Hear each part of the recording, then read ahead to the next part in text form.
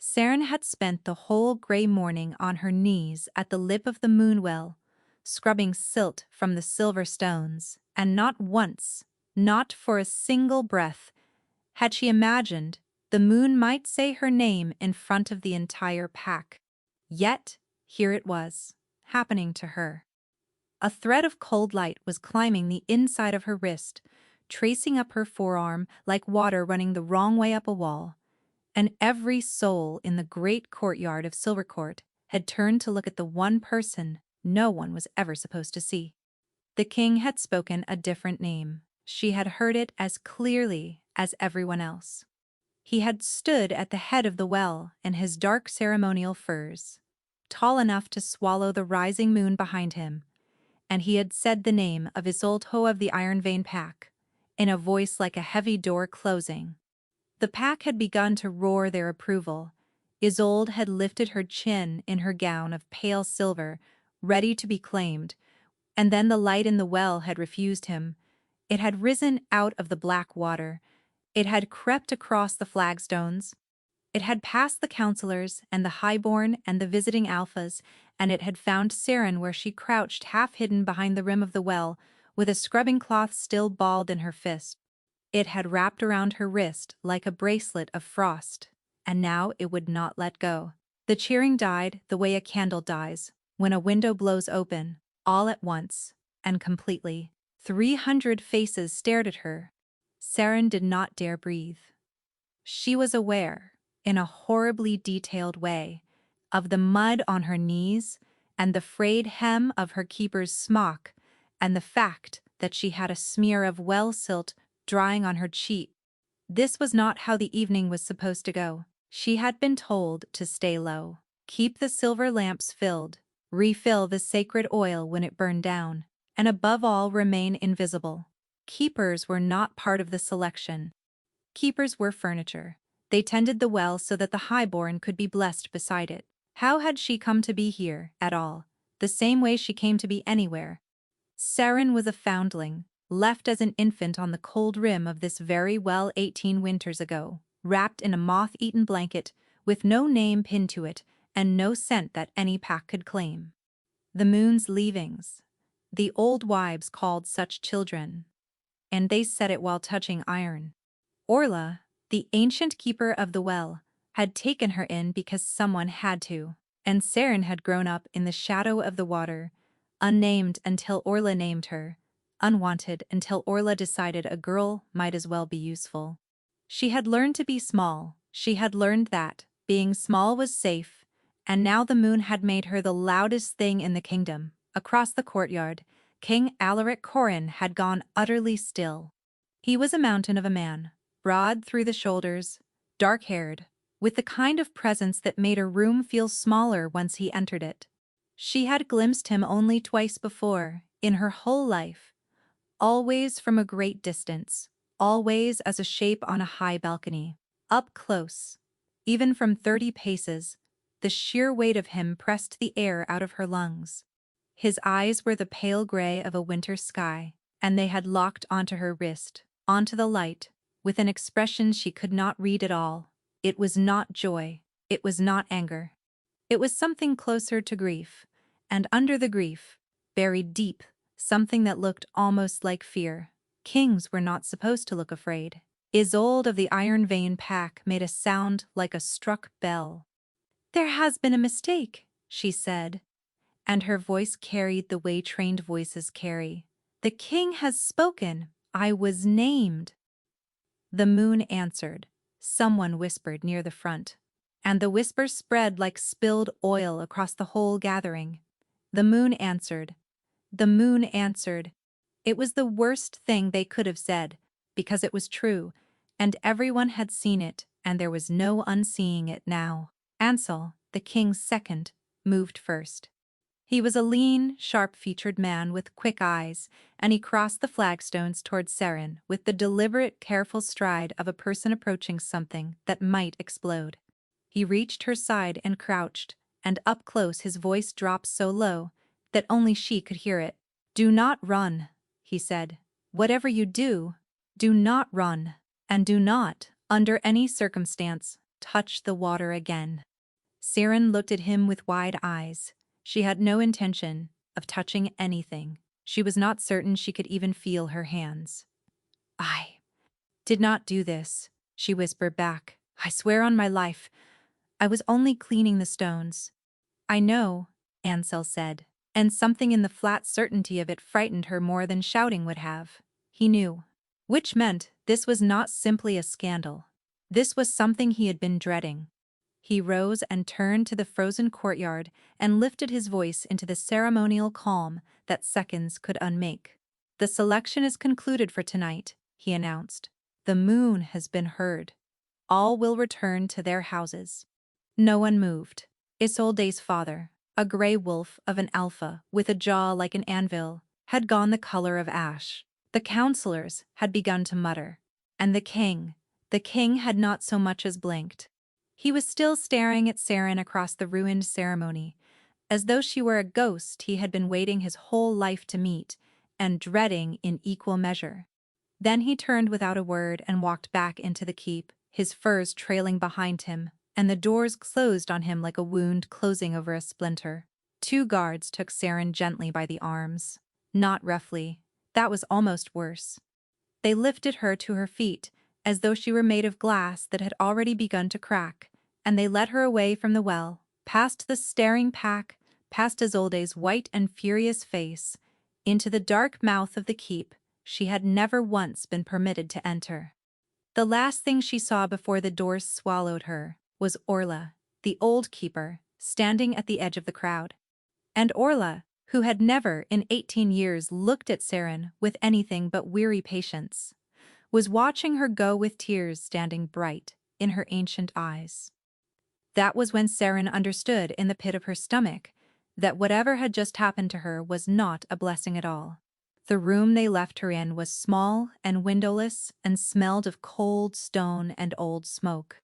There was a bench, a single lamp, and a door that a guard shut with a sound she felt in her teeth. Siren sat with her hands folded in her lap and her marked wrist held slightly away from her body, as though the silver light might drip onto her smock and stain it. The light had not faded. She kept waiting for it to fade. She rubbed at it with her thumb, and it did nothing, and she pressed her sleeve over it, and it glowed faintly through the cloth. Under her skin, something she had never felt in her life had begun to hum. A low, warm, insistent pull, like a second heartbeat that did not belong to her, tugging her attention toward the heart of the keep, toward him. She was still trying to make sense of it when the door opened and Ansel stepped inside. "Miss Siren," he said. His voice was calm. Too calm, she thought. It was the calm of a man walking across a frozen lake. "Is he going to punish me?" she asked. It came out smaller than she meant it to. Ansel closed the door and leaned against it. "That is not the question that matters right now. It rather matters to me." The corner of his mouth moved, not quite a smile. "The king does not punish people for what the moon does. If he did, he would have to punish the moon, and even he is not that arrogant." He studied her. "How much do you understand of what happened out there?" "None of it," she admitted. "The king named the Iron Vein daughter. Everyone heard it. And then the well light came for me instead. And I do not know why, and I did not ask for it, and I would very much like to give it back." "You cannot give it back," Ansel said quietly. "That is rather the point of a moon bond. It is not a gift, it is a recognition. The moon does not create the bond during the selection. It only reveals what already exists." He let that settle. The king spoke the name he was expected to speak.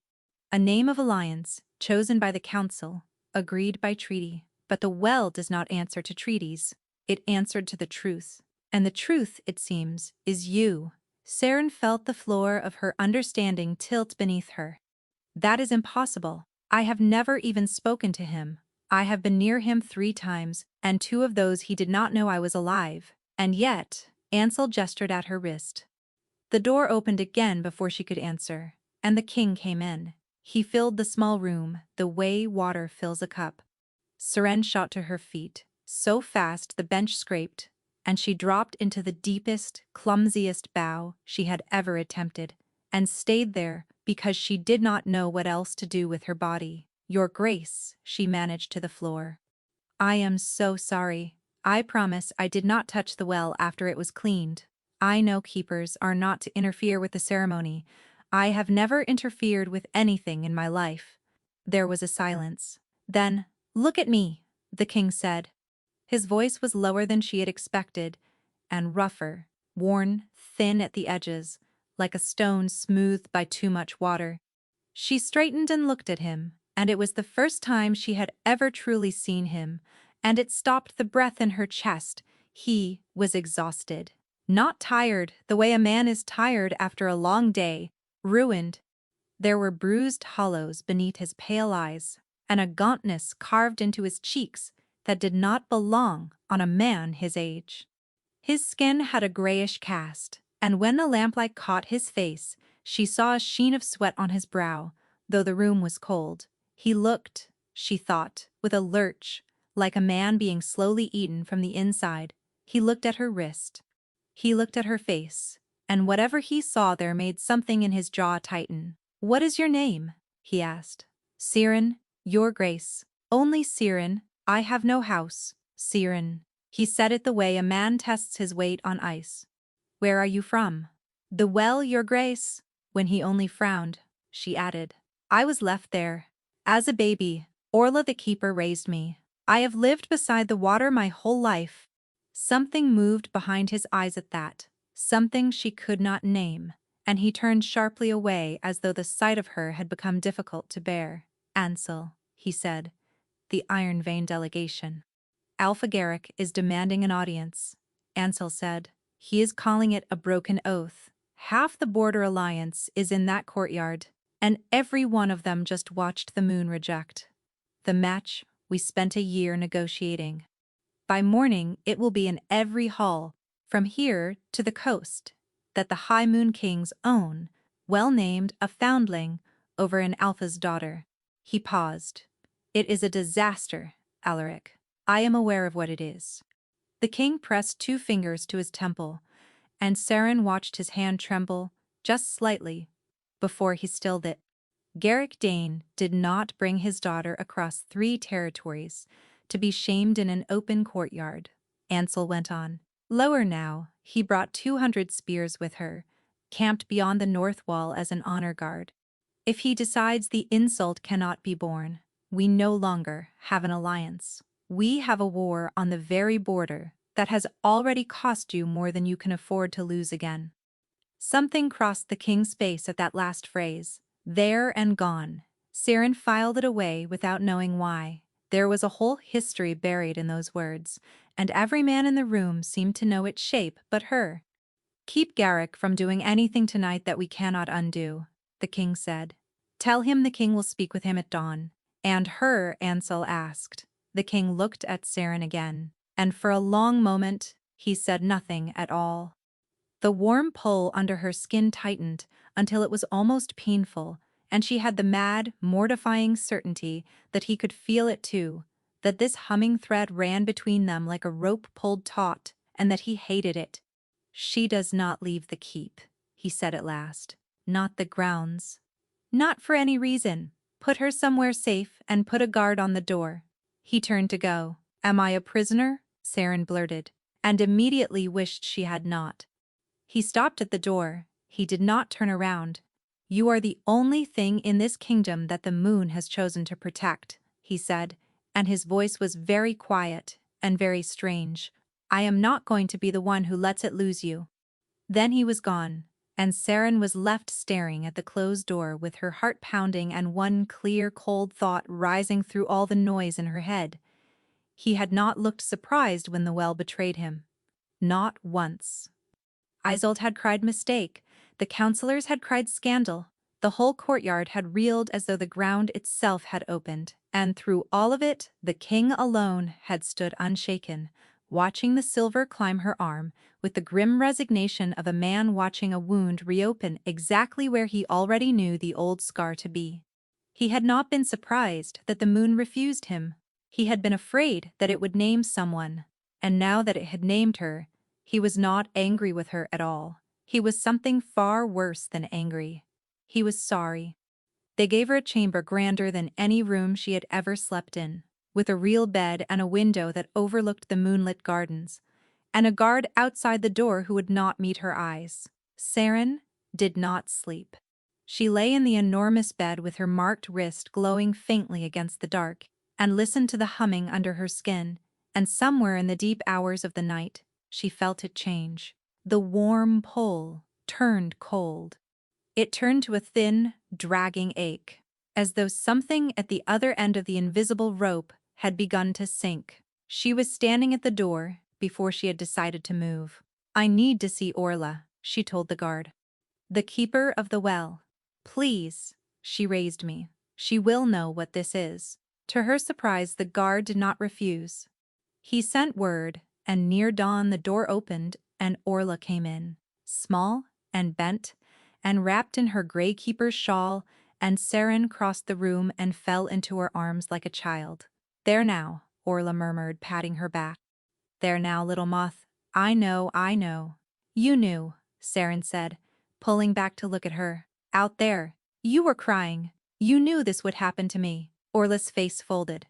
She crossed to the door, glanced into the corridor, and shut it firmly. Then she sat Saren down on the edge of the great bed and took both her hands. "What I am going to tell you does not leave this room," she said. "Do you understand me?" Not to a friend, not to a priest, not to anyone. That is never a good beginning, Saren thought. "Tell me," she said. "The king is dying," Orla said. The words were so plain and so terrible that Saren's mind refused them for a moment. "He is not dying. I saw him. He is the strongest wolf in the realm. He looked ill, but people recover from illness. Not this." Orla's grip tightened. "You have heard the rumors, the same as everyone. That the king has not shifted in over a year, that he keeps to his rooms, that he cannot bear the full moon's light, that he grows thinner and grayer with every turning. The pack thinks it is grief, or pride, or some sickness of the body." She shook her head slowly. "It is none of those things. His wolf is fading, his tether to the moon is coming loose, thread by thread, and when the last thread breaks, the wolf dies. And when an alpha's wolf dies, the man does not long survive it. He goes moonless. Do you know what that word means, child?" Saren shook her head. "It means he loses the moon entirely. And a wolf without the moon does not simply die quietly in his bed. He is pulled down into the dark that lives on the far side of sleep, the gloam." Orla's voice dropped. "Every night, the tether frays a little more. The gloam drags him further under. And it does not let him rest. It has been over a year. The healers say he has perhaps a season left, perhaps two, because he is strong. But no more than that." "A season," Saren whispered. She thought of his gray skin, the tremor in his hand, the hollows beneath his eyes. A man being eaten from the inside. She had been closer to the truth than she knew. But the selection, the bond. Why do the council want him mated so badly if he is dying? Because a true mate is an anchor. Orla looked at her steadily. A moon bond ties two souls to the same tether. It is the one thing that might hold his wolf to the moon long enough to stop the fraying. The council did not tell the pack this. They arranged the Iron Vein match in secret, and they told themselves that any strong bond would do, that they could choose his mate the way they choose his treaties. Her mouth thinned. "But the moon cannot be negotiated with. It reached past every noble daughter in that courtyard. It reached past the name he was ordered to speak, and it chose you." Saren's mouth had gone dry. "Why me?" "I do not know why the moon chooses what it chooses," Orla said softly. "I only know it does not make mistakes. You are his anchor, Saren, the only one. If anyone can hold him to the moon and pull him back from the gloam, it is you." Saren looked down at the silver still curling around her wrist. "The only one." She turned the words over and could not make them fit anywhere inside herself. All her life she had been the very opposite of chosen. She had been the child no scent claimed, the baby left on cold stone, the keeper the pack looked straight through. She had built her whole small self around the certainty that she belonged to no one, that wanting to be wanted was a door best kept bolted, because no one had ever come to open it from the other side. And now an old woman was sitting on a king's bed, telling her that the moon itself had reached past every high-born daughter in the realm and reached instead for her. It did not feel like a blessing. It felt like a mistake. She would surely be punished for the moment someone important thought to look closer. For one wild moment, something bright rose in Saren's chest, something that felt almost like hope, almost like purpose, the first she had ever been handed in her small and careful life. And then Orla's face changed, and the brightness curdled. "There is a price," the old woman said. "A true bond runs both ways. His tether is now your tether. His moon is now your moon." She pressed Saren's marked wrist between her thin hands. "If he goes moonless, child, if the last thread breaks, and the gloam takes him under for good, it will not take him alone. You are bound to him now, whether either of you wanted it. When he falls, you fall with him. So you see the shape of it," Orla said, and her voice broke on the words. "You did not simply win a bond tonight, little moth.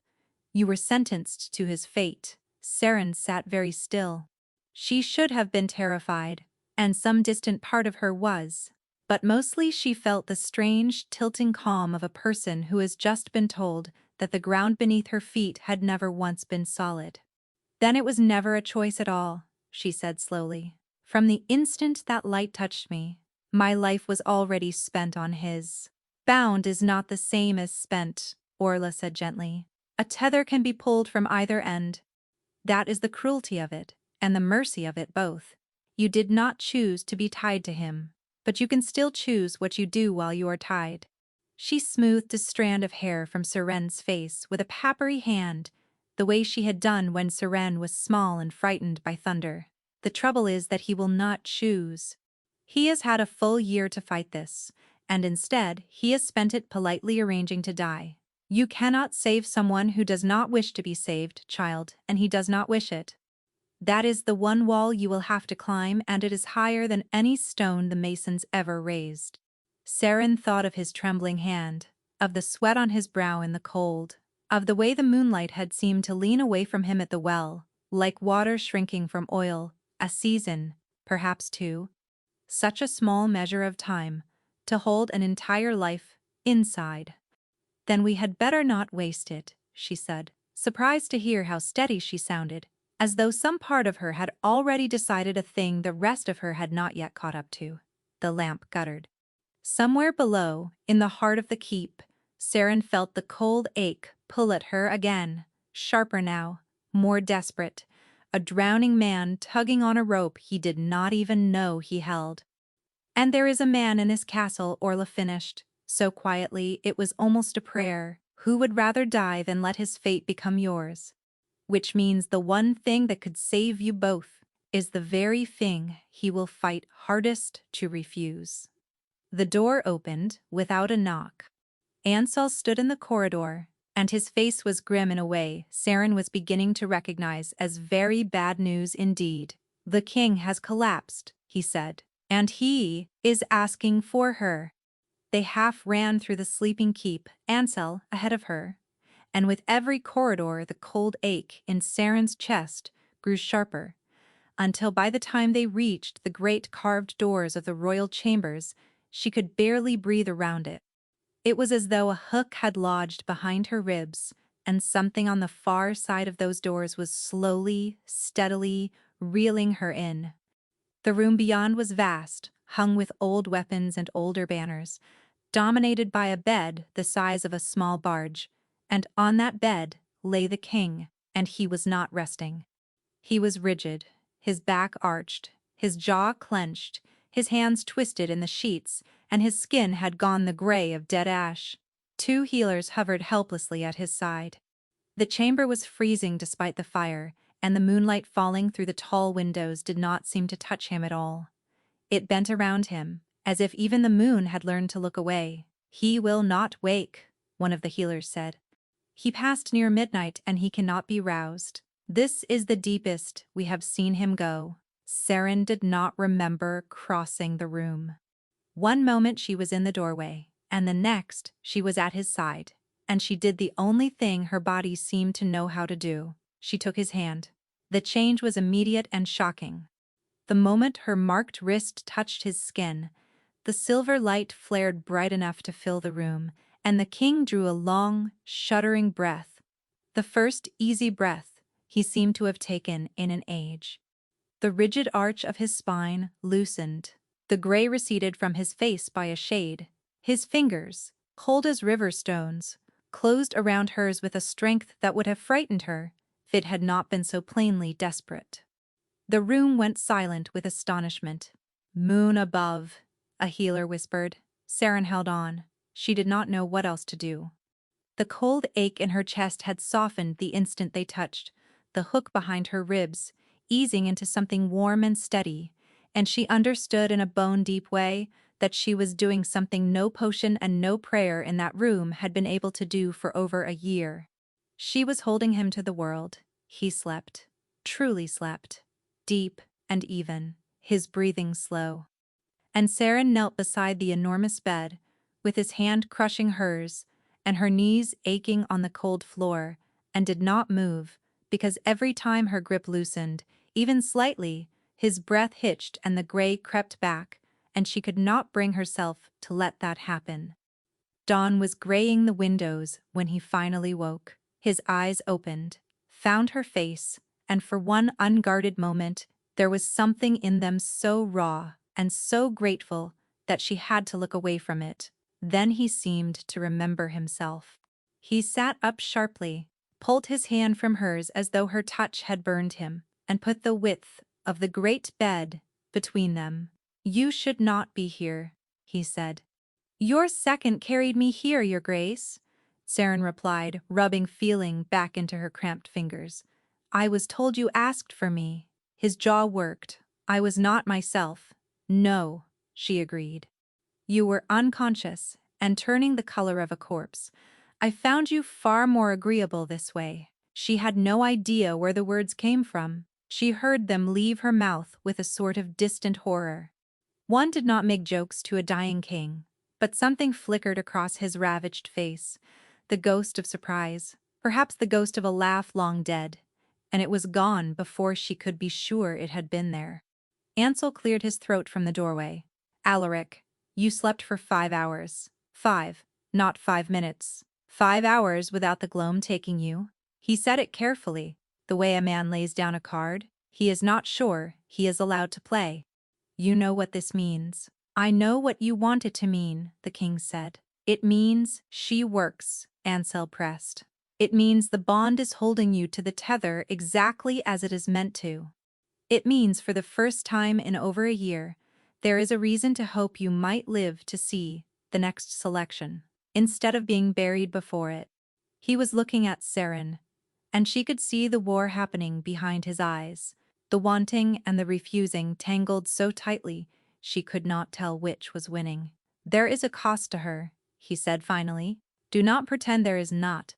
Every hour she spends anchoring me, she binds herself tighter to a sinking ship. You would have me save my own life by tying a girl to my drowning. I would have you live," Ansel said simply. Saren rose from the floor. Her legs shook, but her voice when it came was steadier than she expected. "Your Grace, may I speak?" He looked at her as though he had forgotten she could. "I have been told the shape of it," she said, "that I am already bound to you. That, if you fall, I fall, whether you touch me or not. That part is already done. It happened at the well, and neither of us chose it." She lifted her marked wrist between them, the silver catching the gray dawnlight. "So the only choice left is whether we both drown quietly and separately, or whether I hold on to you and we try not to drown at all. I would rather try. I have spent my whole life being small and useful to people who did not notice. This is the first time being useful might actually save someone." She swallowed. "It might as well be you." The silence stretched. The fire snapped. Somewhere in the keep a bell began to toll the morning. "An arrangement then," the king said at last. and the words came out heavy as though each one cost him something. You will sleep here, in this chamber, near enough to hold the tether. Nothing more than that. No one speaks of it beyond these walls. To the pack you are a keeper. The moon marked, kept close for study. Nothing else. His pale eyes fixed on her, and you may end it whenever you wish. If the weight of it becomes too much, you say the word, and you go, and I will not stop you. Is that understood? Understood, Your Grace, Saren said. Alaric, he corrected, so quietly, she almost missed it. If you are going to keep me alive, you may at least use my name. That first night, they set a narrow cot near the great bed, and Saren lay listening to him breathe. She was acutely aware of the size of him, the heat of him even across the gap between them, the way his presence filled the black room, as it filled every room. You are very quiet, he said into the dark, and there was something almost like wonder in it. The keeper said, You never stop talking. I am trying not to disturb the king, she said. The king, he said dryly, has not slept properly in over a year. I doubt very much that your voice is the thing that will finally undo him. A pause. Talk, if you like. I find I would rather listen to something living than to my own thoughts. So, without quite deciding to, Saren talked.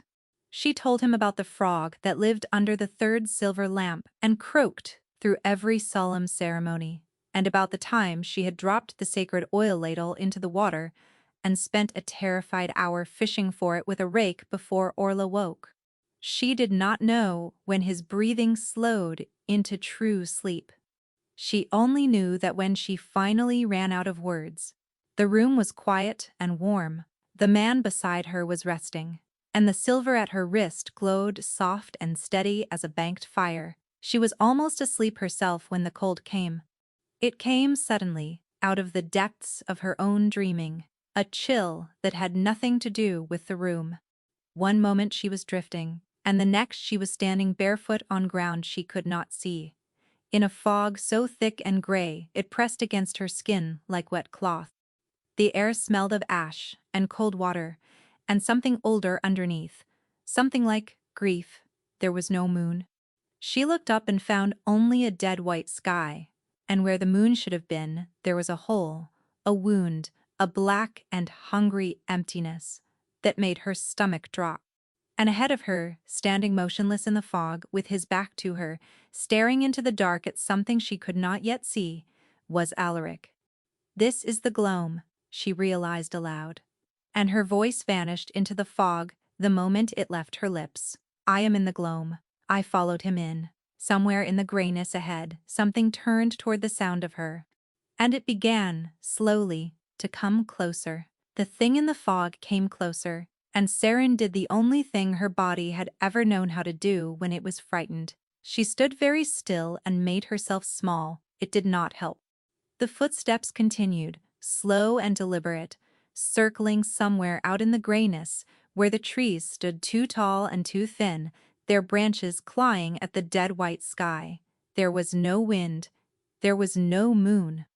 Where the moon should have hung, there was only that terrible wound in the heavens, a ragged black hole that seemed to breathe, to pull, as though the whole sky were slowly draining into it. Alaric, she called, and her voice sank into the fog and vanished as if she had spoken into wool. He did not turn. He stood a dozen paces ahead of her, and he was wrong. That was the only word she had for it.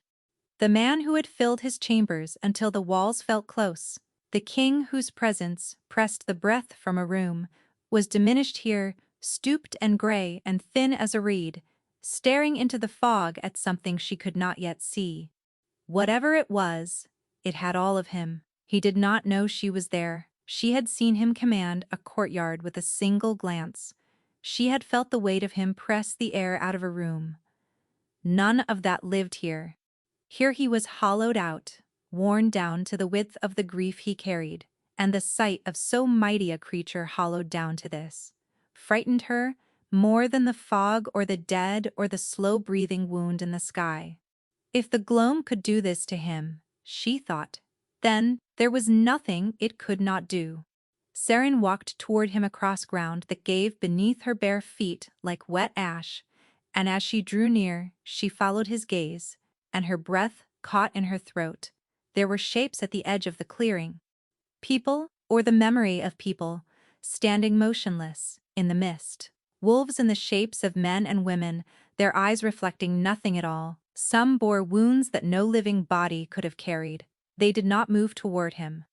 They only watched, and after a moment they began, softly, to speak, their voices overlapping into a low and dreadful chorus that had no words she could make out, only sorrow, only accusation, only the sound grief makes when it has nowhere left to go. Alaric stood and let it wash over him. He did not flinch. He did not cover his ears. He watched them the way a man watches a debt being counted, as though listening were a thing he owed. Then one figure at the front of the crowd lifted a hand toward him, a young one. Siren could not see the face clearly, only that it was young, and that the sight of it broke something loose in Alaric's chest, because a sound tore out of him that she would never forget, low and ruined, and he took a single step forward into the fog as though he meant to walk into that black water of faces and never come back. The young one took a step out of the crowd to meet him. Fog clung to it like a shroud, and Saren strained to see and could not, only the shape of narrow shoulders and a head bowed at an angle no living neck should hold. Alaric's lips moved. He spoke a name, and she leaned toward it, desperate to catch it, but the gloam swallowed the sound before it reached her, the same way it had swallowed her own voice, so that all she saw was the shape of a word she could not hear leaving, a mouth that had plainly said it 1,000 nights before. Whoever the young one had been, it was the center of everything in this place. The fog thickened around it. The other dead leaned toward it as reeds lean toward a current. And Alaric looked at it the way a man looks at the single grave he cannot stop returning to. "No," Saren said, and lunged. She caught his arm. The instant her marked wrist touched him, the silver flared to life, bright and sudden, a bloom of living light in that dead gray world, and every figure in the fog turned its head toward it, at once. Toward her. "Alaric, look at me. You are not here. This is not now. Come back." He turned at last, and his eyes found her, and they were empty in a way that terrified her far more than the fog had.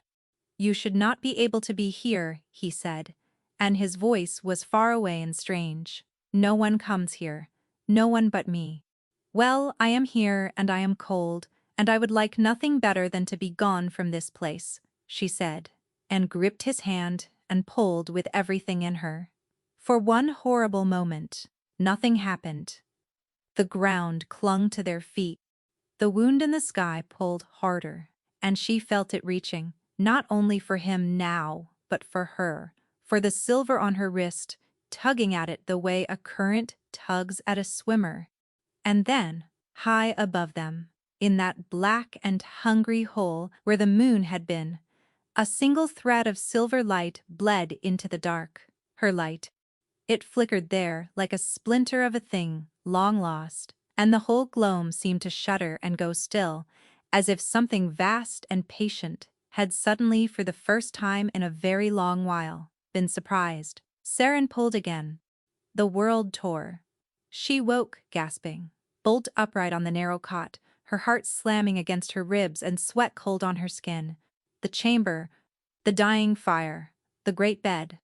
And on it, Alaric, awake, sitting up rigid, staring at her across the darkness, with an expression of such raw and total horror that she went cold all over again. "You were there," he said. It was not a question, in the gloam. "You saw it." "I saw fog," Saren said, pushing her damp hair from her face with a shaking hand. "I saw trees that were wrong, and a sky with a hole in it, and people who were not people, and you walking toward them like you wanted to drown." She swallowed. "And you saw me. You spoke to me." He was out of the bed now, on his feet, putting distance between them, one hand pressed to his mouth. "That is not possible. You keep saying that word," she said. "You do not understand." He turned to face her, and there was something desperate in it. "In 1 year, Saren." 1 whole year. Nothing in that place has ever changed. Not once. It is the same faces, the same fog, the same dark, every single night. It does not see me, because there is nothing of me left there to see. I am a debt being paid, that is all. His voice dropped, and the horror in it sharpened into something like dread. But tonight it changed. Tonight, the dark itself turned to look at something. It has never done that. In a year, it has never once done that. He stared at her. It was not looking at me. It has never once been interested in me. It was looking at you. Saren wrapped her arms around herself. What does it want with me? The same thing it wants with everything, Alaric said. To put it out. That place is what is left when the moon turns away from a wolf completely.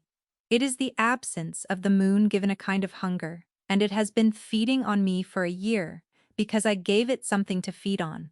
His eyes went to her wrist, to the guttering silver there. But there is almost nothing left of me now for it to take. You walked in, carrying a living piece of the very thing it was made to devour. To that darkness, you must have looked like a lit candle carried into a room that has never known light. Of course it turned. It has been starving for a year, and you brought it a feast.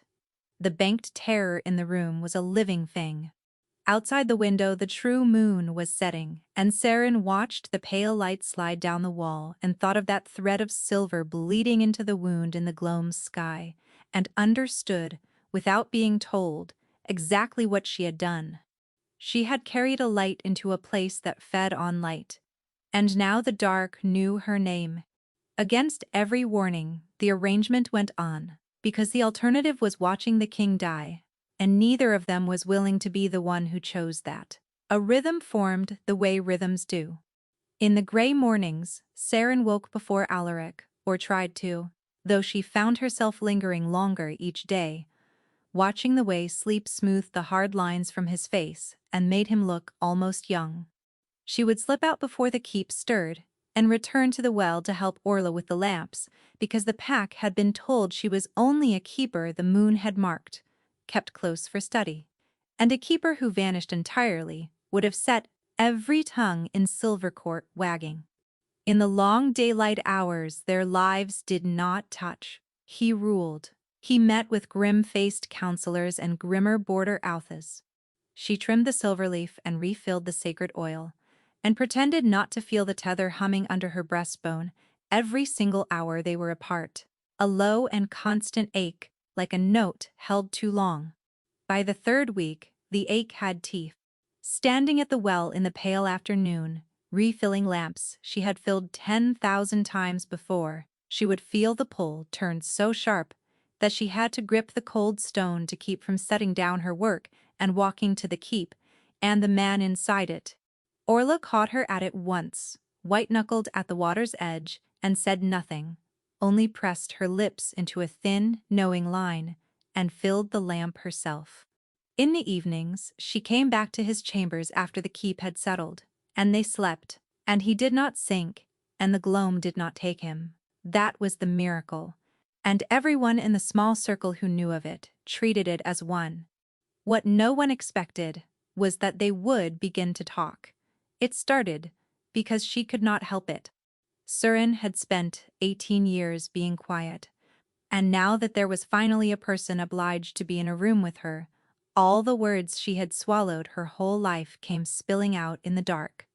She told him about the winter. The well had frozen solid, and she had skated across the moon's own reflection until Orla caught her and nearly died of fright.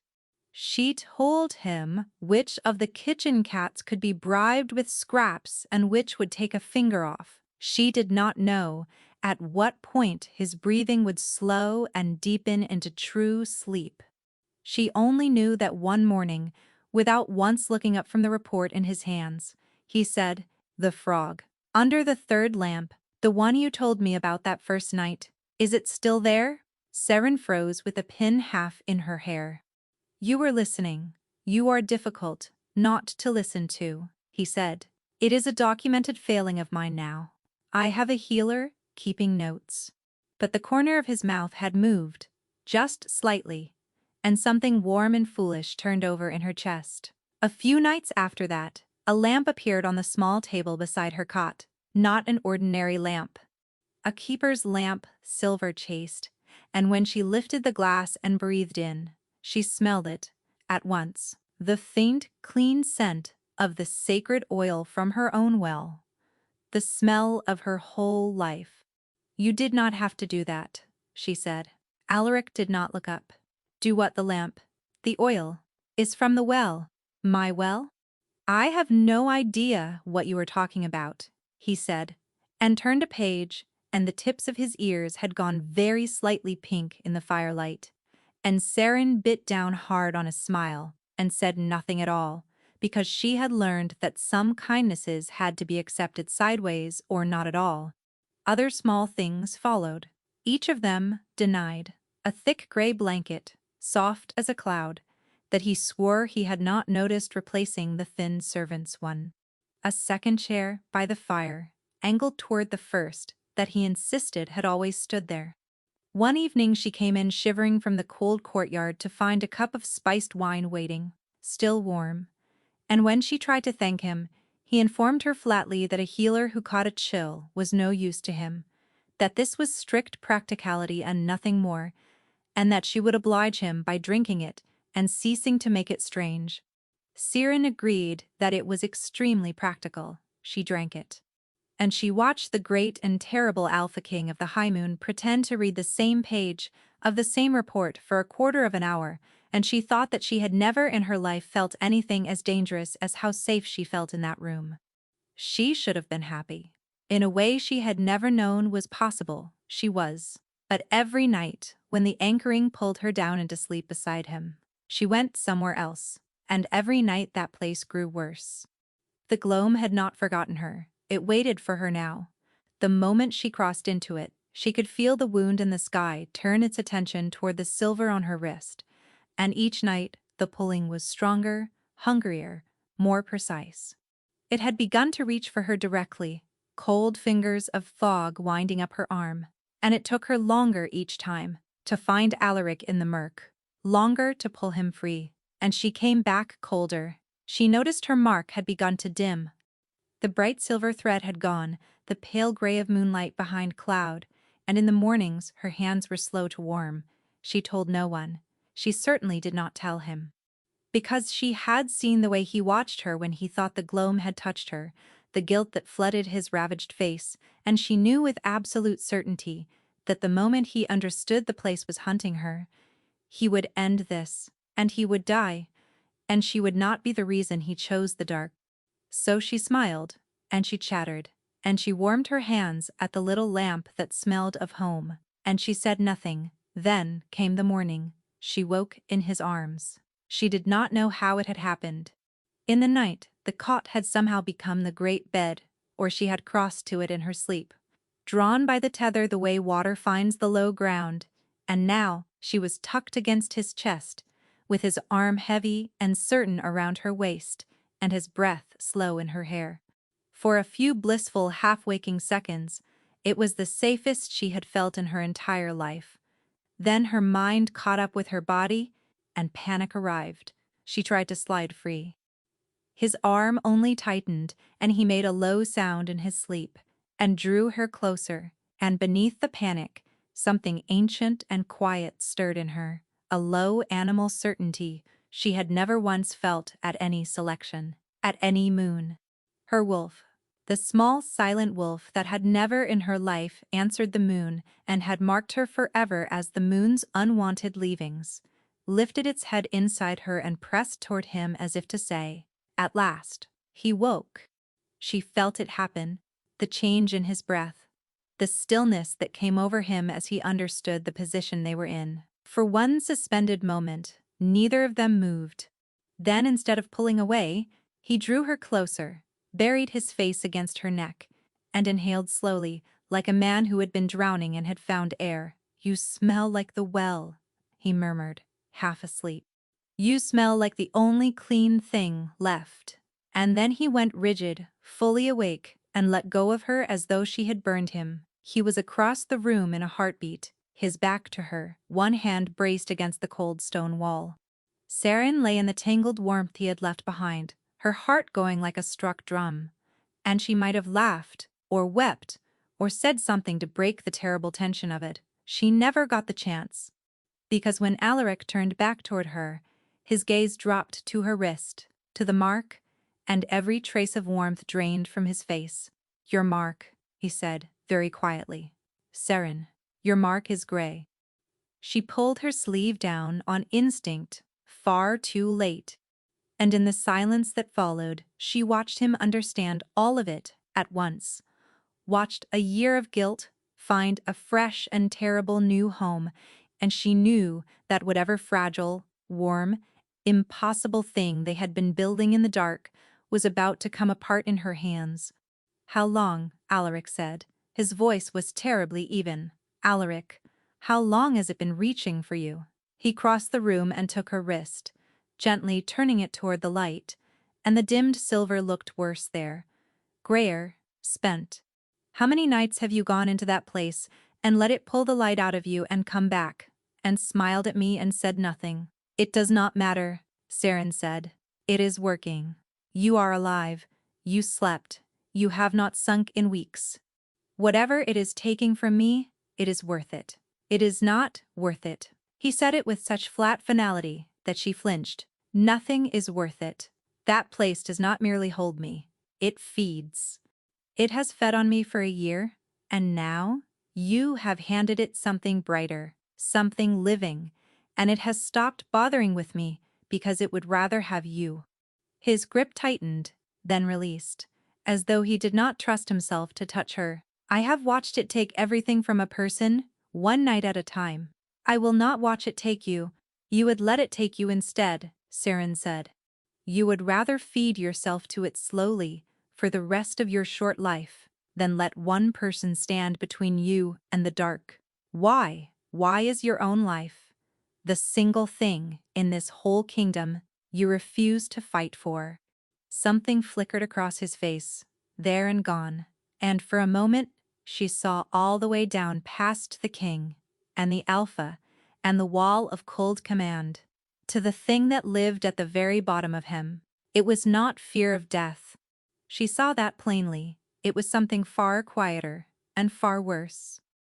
It was a man who had decided a long time ago that the dark was exactly what he deserved, and who had been waiting ever since, with terrible patience, for it to finish the work. "You do not know what I have done," he said softly. "Then tell me." "No." And the wall came back up higher than before. "That is not your choice to make. It is entirely my choice." He turned away, and when he spoke again, his voice had gone cold and formal, the voice of the king, and not the man. "The arrangement is ended. Tonight, you will return to the well. You will not come to these chambers again." The words landed like stones. "And you will die," Saren said. "Within the season you heard Orla. You will sink into that place, and it will not let you back.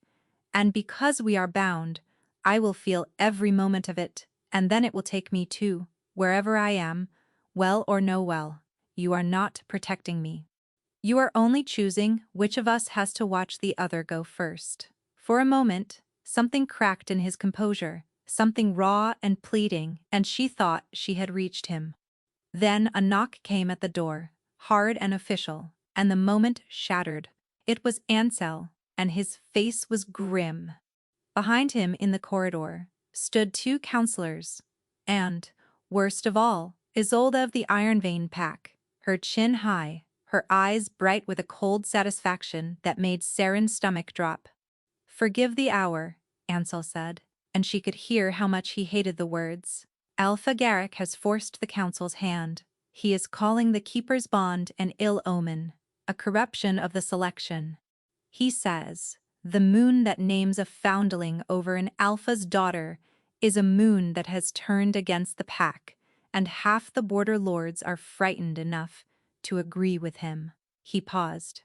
"He demands the false bond be set aside, and the Iron Vein match honored by the next moon, or he withdraws his spears from the border and takes his grievance to the other packs. It would mean war, Alaric. On the worst ground, at the worst possible time. Ansel's eyes cut to Seren as he said it, and there was a warning in them, and an apology, and beneath both a helplessness she had never once seen in him. He understood what was happening. He knew the council had just handed the king the one perfect excuse that would let him do the cruel and necessary thing he had already resolved to do, dressed as duty, so that no one need ever see the fear underneath it. And he knew there was nothing either of them could do to take it back out of his hands. Isolde stepped forward, graceful as a blade. "The keeper should be sent away tonight," she said sweetly, "for the good of the pack. Surely his grace can see that a nameless girl is not worth a war." And Seren watched it happen, watched his face close like a door, watched him take the cover the council had handed him and pull it over the truth. "The keeper leaves at dawn," the king said. "The bond is a matter for the priest to unmake. Alpha Garrick will have his answer." "Alaric," Seren whispered. He did not look at her. That was the cruelest part. He looked at the counselors, at Isolde, at the middle distance, at anything in the room but her. "You have my leave to go," he said, in the voice a king uses to dismiss a servant. "Thank you for your service to the crown." And then, for the space of a single breath, as the counselors turned to murmur among themselves, his eyes finally came to hers, just once, just for that one breath. It was a man saying goodbye to the only good thing that had happened to him in a year, and hating himself for the price of it, and choosing to pay it anyway, because he would rather she live and despise him than die still holding his hand. Then it was gone, folded away, and the king's cold mask was back in its place, and she was alone in a room full of people. Something in her chest tore, cleanly and completely. She did not cry in front of them. She was proud of that later, in the small cold hours, when she had nothing else to be proud of. She dropped a stiff, correct bow, and she walked out past Isolde's triumphant smile, past the counselors, past Ansel's stricken face, and she did not run until the great doors had closed behind her and the corridor was empty and dark. The days that followed were the worst of her life, and she had a great deal of hardship to measure them against. She returned to the well, she trimmed the silver leaf, she filled the lamps, and she came apart by inches. The tether did not care about councils or border alphas, or the good of the pack. It only knew that its two ends had been pulled apart, and it screamed for the whole distance between them, a constant tearing ache behind her ribs that no work could quiet, and no sleep could ease. She could not eat. She could not warm her hands. Orla watched her with frightened eyes and said the thing they both already knew, that a bond denied does not fade, it festers, and that Seren was sickening from the wanting. She tried to tell herself she ought to be glad of it. She was free of the gloam, and in time, the priests promised, a denied bond could be dulled if not wholly broken, and she might live a long, ordinary life, filling lamps and being, once more, no one at all. It was the life she had always had. It should have fit her like an old smock. Instead, it hung on her like a shroud, because she had learned, in a handful of nights, in a cold king's chambers, what it was to be truly seen, and there is no unlearning a thing like that once you know it. And she knew, the way she now knew things through the thread that bound them, that Alaric was worse. Every night, without his anchor, he sank deeper and rose slower. She could feel him going, a light guttering somewhere across the keep, and she pressed her hands to the cold stone rim of the well, and begged a moon that had already turned its face away to spare him. Just one more night. On the fourth night, the tether went suddenly, horribly slack. Seren felt it the way you feel a rope go loose in your hands when the thing on the other end has stopped struggling. One breath, the ache was there, tearing, alive. The next it simply was not. In its place came a cold so total, so final, that she was on her feet before she understood she had moved, the name already ripping out of her throat. Somewhere in the heart of Silvercourt, in a chamber, she had been forbidden to enter. The Alpha King had gone under and had not come back up. And at the cold stone edge of the well that had named her, Siren felt the last of her own borrowed light gutter, and the gray world tilted and went out. Siren came back to herself on the cold stones at the edge of the well, with Orla's thin hands framing her face and the taste of ash thick in her mouth. For a moment she could not tell where the stone ended and her own body began. Then she understood what was missing, and the understanding hauled her upright faster than any hand could have. The tether was silent. For days it had screamed across the distance between them, a raw and constant tearing that had made her sick with the wanting of him. Now there was nothing. Not an absence, worse than an absence. A slackness, like a rope gone loose, because the weight on the far end has finally stopped fighting the fall. He has gone under, she said, and her voice did not sound like her own. All the way under. And there is no one there to bring him back up. Orla's face was grave. Child, you are spent. Look at your own hand. Siren looked. The silver at her wrist had faded nearly to nothing, a pale gray ghost of the light that had blazed there at the selection. It does not matter. It matters if it kills you. Then it kills me. She was already moving. She had not gone 10 paces toward the keep when a shape came out of the dark, at a dead run. It was Ansel, coatless and wild, in a way she had never once seen on the king's composed and careful second. He is dying, Ansel said, and there was no calm left in him at all. I do not care what he ordered. I do not care about Garrick or the council or the border. He is dying, and you are the only thing that has ever pulled him back from it. Come, now. They ran. The royal chamber was full of frightened people, who parted before her like water. Alaric lay on the great bed, worse than she had ever seen him, gray as cold ash, his lips faintly blue, his chest barely lifting. The healers had given up trying to rouse him. They were simply watching him go. Siren climbed onto the bed without a word, and took his face in both her hands. Alaric, she said, I am here. I came back. You are not allowed to do this. Do you hear me? You are not allowed. Nothing. The silver at her wrist flickered weakly against his cold skin and could not catch. He was too far down. The little light she had left could not reach that deep. So she stopped reaching from the outside. She lay down beside him, pressed herself the length of him, wound her fingers tight through his, closed her eyes, and let the slack tether pull her all the way down into the dark after him. The gloam took her at once, deeper than she had ever gone, so deep the fog was almost black, and there at the very bottom of it, she found him. And he was not standing this time. He was on his knees in the wet gray ash with his head bowed, and he was not fighting at all. Alaric. She dropped down in front of him and took his face again. Here. In this place, where his skin was warmer than it had been in the waking world. Look at me. He lifted his head slowly. His eyes found hers, and to her horror, there was something like peace in them, the resigned peace of a man who has set down a weight he carried too long by simply lying down beneath it. You should not have followed me here, he said softly. It is almost done now. It does not hurt at the end. It only goes quiet. No. She shook him. No, you do not get to go quiet. Tell me who they are. She gestured at the dead, standing silent in the fog, all around them, and at the young one nearest of all, the one whose name the place had stolen. Tell me who he is, right now. Give me the truth, all of it, and then you may argue with me about dying. For a long moment she thought he would refuse again. Then, here at the bottom of the world with every wall stripped away, he told her. His name was Emrys, he said. He was my younger brother, my heir, my second, before Ansel ever was.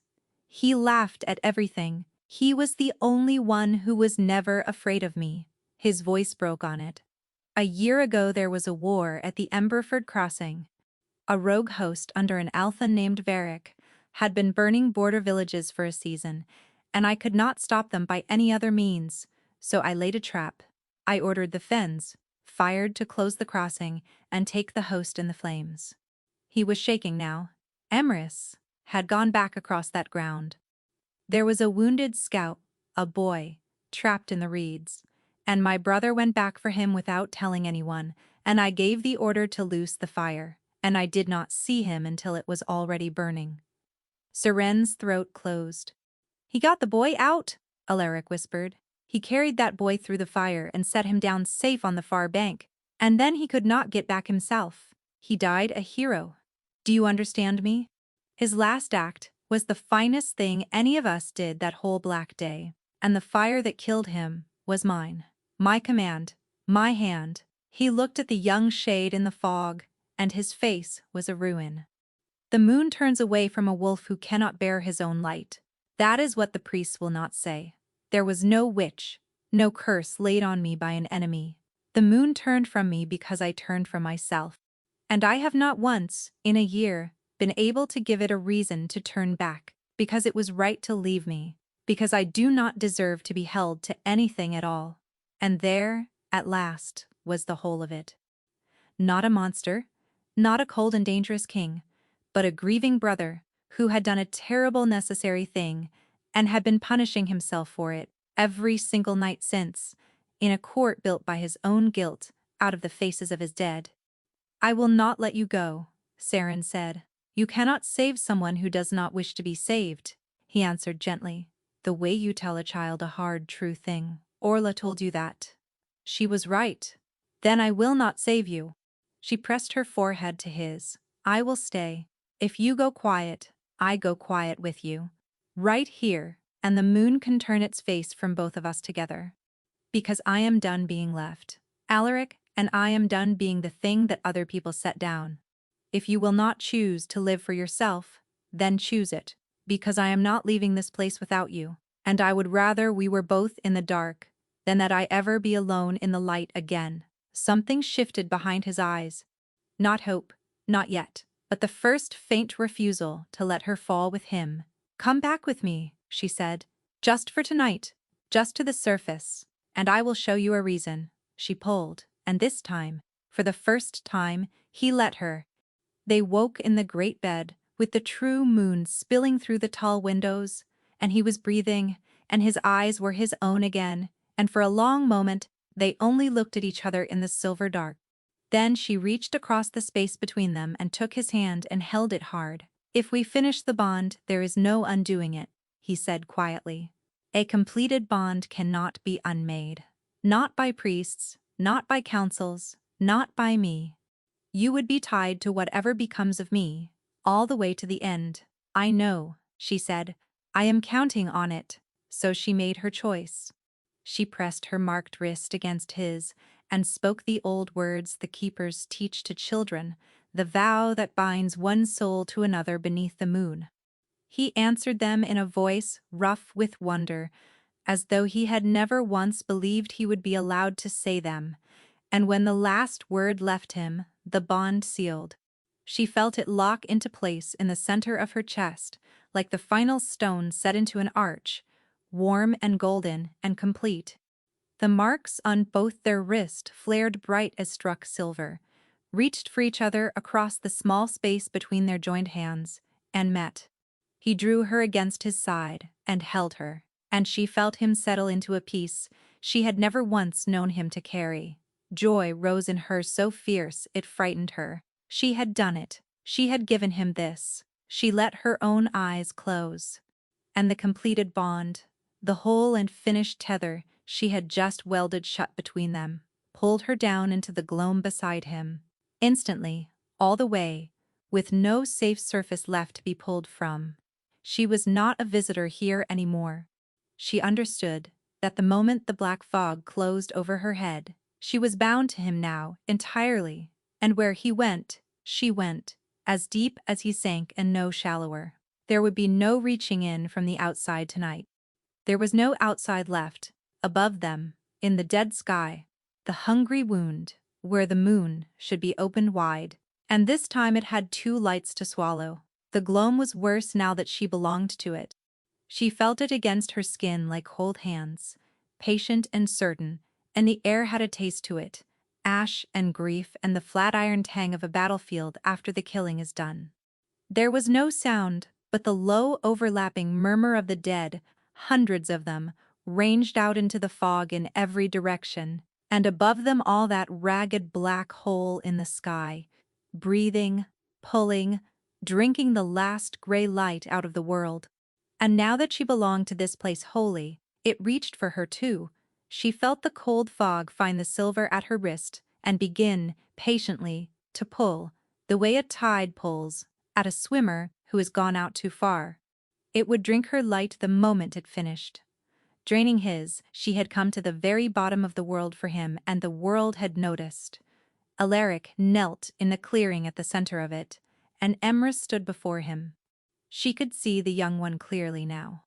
He had Alaric's dark hair and a face that must once have laughed easily, and a wound across his chest that no living body could have carried, and his eyes, when they rested on his brother, held nothing but a terrible, patient sorrow. "You could have saved me," Emrys said. His voice was soft, almost kind, which made it so much worse. "You saw me in the reeds. You could have called off the fire. A better brother would have.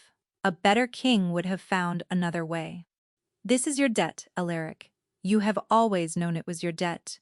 "Yes," Alaric said and bowed his head lower. "No," Saren said. She dropped to her knees at his side and seized his arm. "Alaric, listen to me. Those are not his words." Understanding was breaking over her cold and clear. "That is not Emrys. Emrys loved you. The moon showed me his last act, and it was mercy, it was courage, it was everything good in him. He would never say this to you." She turned his face toward her with both hands. "These are your words. The gloam does not have a voice of its own. It only has yours. It took the worst thing you believe about yourself, and it gave it your brother's mouth, and you have knelt here for a year and let it speak, because in your heart you agree with every word." He did not answer. But she felt it, through the bond, clear and undeniable, now that they were fused, and it was not fear, and it was not grief. It was agreement. He was not fighting the dark. He never had been. He had been kneeling in it and nodding. "You think you deserve this," she whispered, horrified. "That is why the moon cannot come back. Not because it will not. Because you will not let it. Because a debt does not get to be forgiven. It only gets to be paid. Forever. One night at a time." "He was my brother," Alaric said, and his voice cracked down the middle. "He was carrying a child out of a fire I lit. He was carrying a child out of a fire because he was brave, and because there was a war, and because a rogue alpha burned villages until you had no choice left that did not cost something," Saren said, the tears spilling over now, hot in that cold place. "You did a terrible thing that had to be done, and it took the person you loved most in all the world. And that is not a debt, Alaric. That is grief. It is the worst grief there is. But grief is not a crime, and you do not owe the dark your life for the sin of having survived him." She thought of the well then, of 18 years of making herself small so that no one would notice the child no one had wanted, of the certainty she had carried her whole life like a stone in her chest. "I spent my whole life believing I deserved to be left," she said, softer now to him and to the young shade both, and to the crowd of the dead beyond them. "I thought that if I had only been better, quieter, more useful, easier to love, then someone would have kept me. That the leaving was a verdict, and I was the crime. But it was never true. Being left was not a thing I earned. And neither is this. You are not a debt to be paid, and neither am I, and neither is he." She looked at Emrys, at the sorrow in his stolen face. "You are allowed to put this down. You are allowed to grieve him and still get to live. Both of those things can be true. Let him go. Let him rest. And let the moon come home." For a long moment nothing happened, and then the gloam fought. The dark did not want to lose him. It had fed on this man for a year, and it would not give him up for a handful of gentle words. The murmur of the dead rose into a roar. The cold fog surged in thick as black water, and the wound in the sky yawned wider and pulled so hard that Saren felt herself lifting off the ground, felt the silver tearing loose from her wrist, felt the whole weight of the place bear down to drag them both under at once. She wrapped her arms around Alaric and would not let the pulling tear them apart. "Do not listen to it," she gasped against his ear. "Listen to me. Listen to him. Let him go, Alaric. Let him go." Then, Alaric lifted his head, and he looked at his brother. Truly looked at him, and when he spoke, it was not to the thing the gloam had made, it was to Emrys. "I am sorry," he said. "I am sorry I did not see you in time. I am sorry the last thing I ever gave you was a fire. I have tried to die for it every night for a year, and I think, if you were truly here, you would be furious with me for it because you never once in your life let me carry anything alone." His voice broke entirely. "I miss you. I will miss you until the day I actually die. And I am going to let that day come on its own. Rest now, please. I am putting it down." And the young shade smiled. It was a small thing, and gentle. And it was the smile of a brother who had been waiting a very long time to be released. Emrys closed his eyes. And he was gone. Not swallowed, not lost, simply gone, the way breath goes on a cold morning. Into peace. One by one, all through the fog, the dead turned and followed him, dissolving into the gray like frost, melting in a sunrise they could finally feel coming. The wound in the sky trembled. And then, at its ragged edges, silver began to bleed back in. The hole closed like a healing eye, and where it had been the moon rose whole and round and blindingly bright, and its light poured down into the gloam for the first time in a year and burned the fog to nothing. The light was everything. It came down like water, like a held breath, finally let go. And where it touched the ash, the wrong soft ground turned to solid earth beneath their knees. And where it touched the silver at Saren's wrist, the mark flared back to full and living brilliance, brighter than it had ever burned before. The cold went out of the world, the taste of ash left the air. And the pulling, the terrible, endless, hungry pulling that had ruled this place for a year, simply stopped. The way a scream stops when the throat that made it is finally allowed to rest. Alaric fell forward into her arms and she caught him and held him as the whole weight of a year of grief and guilt finally broke open and poured out of him in great shaking sobs. "I have you," she whispered into his hair. "Under a moon that had at last come home. I have you. I am not going anywhere." They woke in the great bed in the pale gold of true morning, tangled together, and Alaric was crying, and he was smiling, and the gray was gone from his skin, as though it had never been. He cupped her cheek with a hand that no longer trembled, and brushed away tears she had not known she was crying. "Thank you," he whispered.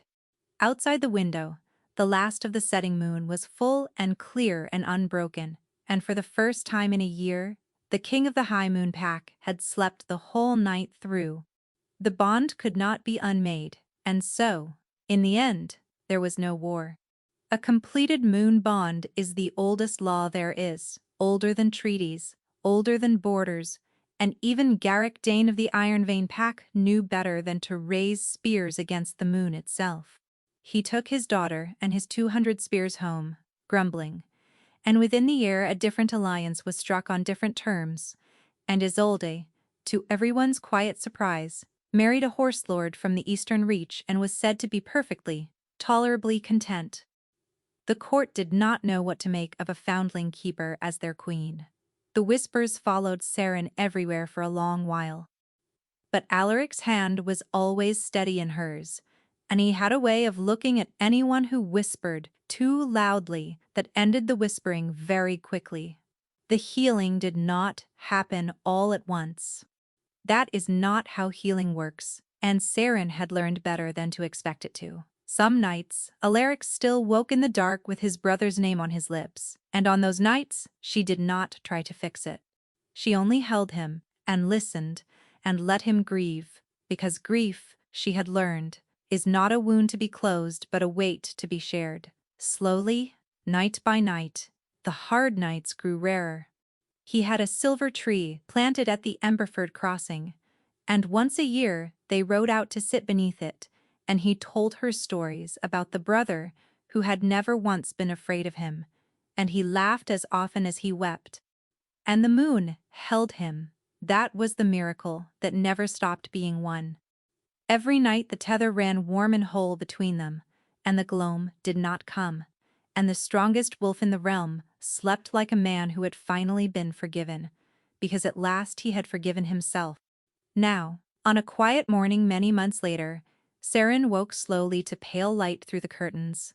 Alaric was still asleep beside her, his face peaceful, one arm wrapped around her waist, even in sleep, holding her close. No fog, no dread. No hungry, dark waiting to pull him under. She thought of the selection of the night. The moon had reached past every high-born daughter in that courtyard, and named her, instead, a nameless keeper on her knees at the water's edge. She had thought then that it was a mistake she would be punished for. She had been so certain she was the moon's leavings, the child no one chose. But the moon had chosen her anyway. And in the end, waking warm and wanted, in the arms of a king who would have burned down the world before he let her feel unchosen again, so had he. Siren settled back against his shoulder, let her eyes drift closed, and, safe beneath a moon that had at last come home to stay, they slept.